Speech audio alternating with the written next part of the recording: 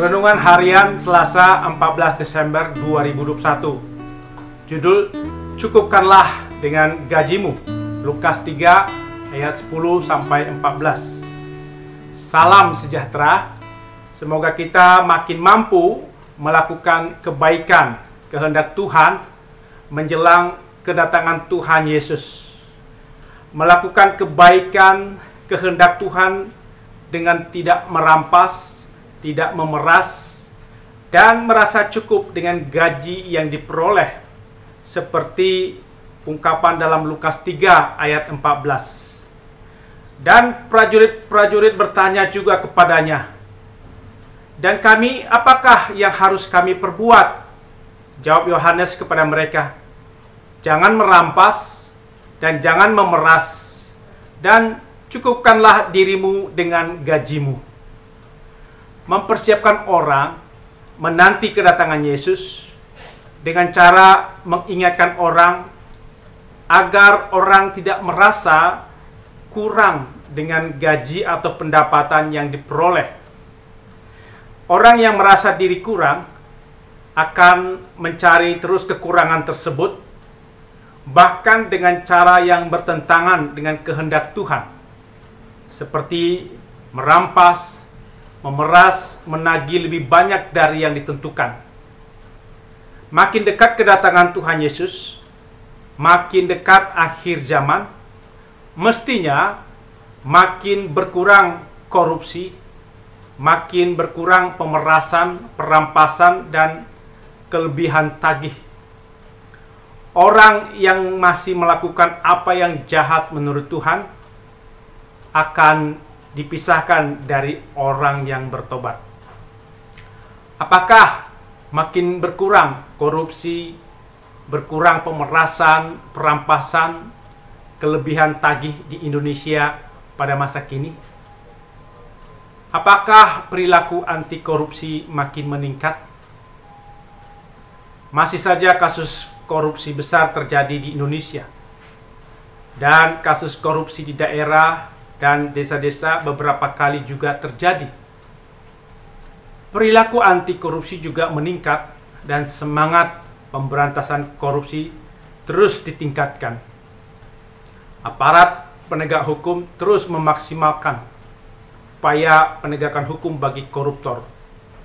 Dan dalam masyarakat terus ditingkatkan penanaman nilai-nilai anti korupsi dan menjadikan budaya anti korupsi makin berkembang.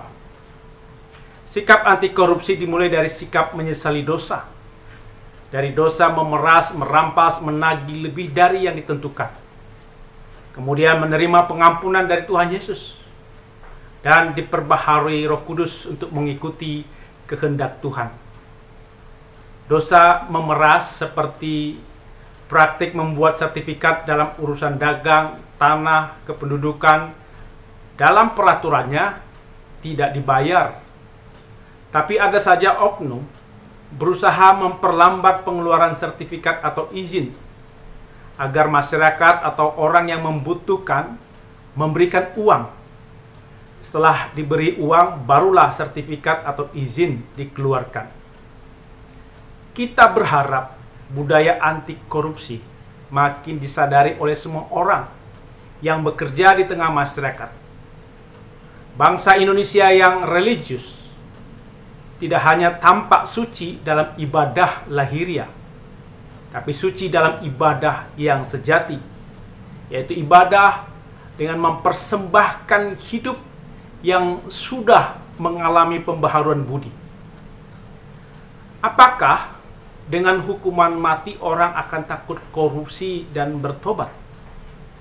Apakah dengan memiskinkan koruptor orang akan takut korupsi dan bertobat?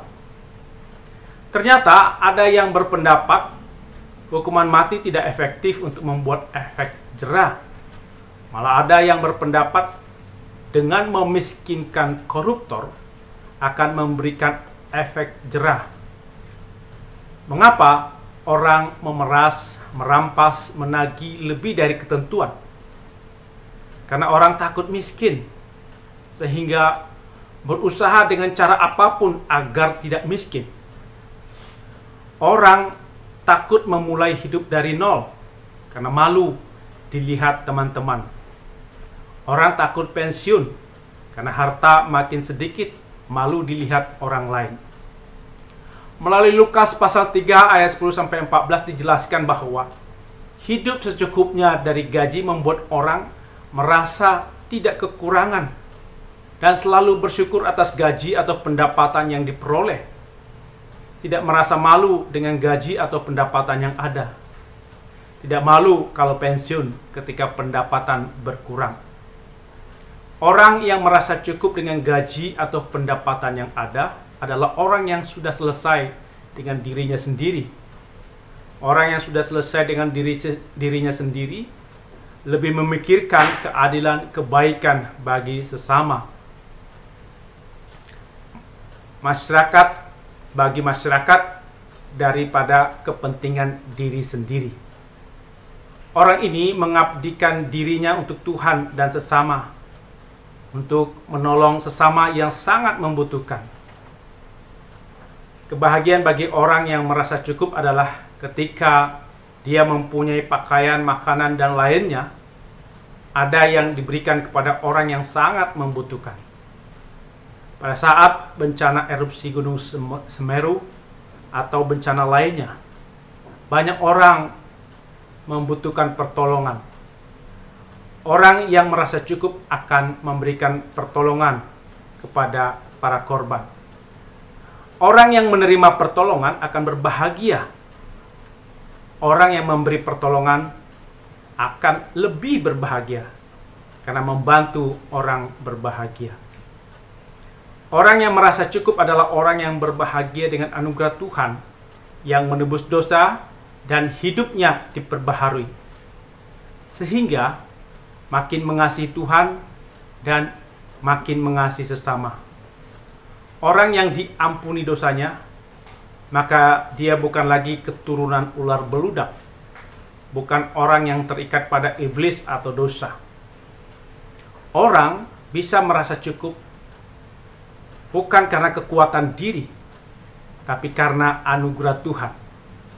Roh Kudus akan membaharui hati yang dinyatakan dengan perbuatan baik sehari-hari, seperti memperjuangkan keadilan demi mengasihi sesama, meringankan beban orang lain, bukan memeras, merampas, menagih lebih dari ketentuan. Orang yang mengasihi Tuhan dan melayani Tuhan bukan berarti tidak boleh bekerja sebagai pegawai negeri, sebagai pemungut pajak dan bea cukai, usaha bisnis. Yang tidak boleh itu adalah melakukan dosa-dosa yang berkaitan dengan jabatan atau usaha bisnis, sehingga ingin cepat kaya dengan cara menyimpang. Orang yang mengasihi Allah dan melayani Allah dapat dilakukan melalui usaha bisnis yang ulet, tekun, adil, tanpa tipu, tidak memeras, tidak merampas, tidak merugikan hak-hak orang lain. Bahkan usaha bisnis dipakai untuk melayani Tuhan dengan melayani sesama, menolong sebanyak mungkin orang yang membutuhkan pertolongan. Tindakan seperti ini merupakan buah pertobatan.